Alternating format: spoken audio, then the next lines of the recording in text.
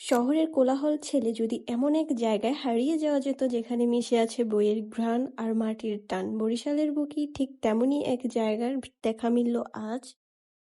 যারা অনেক বেশি বই পছন্দ করে তাদের নিঃসন্দেহে এই বুক ক্যাফেটি অনেক বেশি ভালো লাগবে, কারণ এখানে অনেক রকমের বই আছে। যারা একটু স্টোরি টাইপের বা অন্যরকম টাইপের বই পছন্দ করেন, বেসিক্যালি তাদের জন্যই এই ক্যাফেটা মূলত একদম মাটির ছোঁয়া, গ্রামীণ ঐতিহ্যবাহী। বুক ক্যাফেটির ভিতরে পা রাখতেই চোখ জুড়িয়ে যাবে আপনার গ্রামীণ ঐতিহ্য দেখে। এখানের বইগুলো এত সুন্দরভাবে সাজানো আছে, প্লাস এখানে মাটির শিখাগুলো ঝুলিয়ে রেখেছে যা আপনাকে আপনার শেকড়ে নিয়ে যেতে বাধ্য করবে।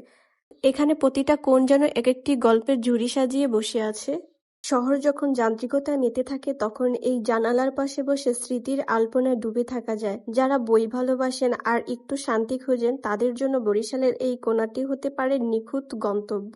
শহরের কোলাহল ছাড়িয়ে জানালার পাশে চারদিকে বই আর অন্যদিকে নিজের সাথে সময় কাটানোর জন্য একটু নির্জনতা। এক হাতে প্রিয় লেখক আর অন্য হাতে কফির কাপ, ব্যাস বিকেলের সুখের সংজ্ঞাটা যেন এখানেই পূর্ণতা পায়। চারদিকে তাকিয়ে দেখুন মাটির কলসি, নিপুণ কারুকাজ, আধুনিকতার ভিড়ে এখানে থমকে আছে আমাদের হারিয়ে যাওয়া গ্রামীণ ঐতিহ্য। প্রতিটি কণা যেন সাজানো হয়েছে মাটির মমতা দিয়ে, যা মনকে নিমিষেই শান্ত করে দেয়।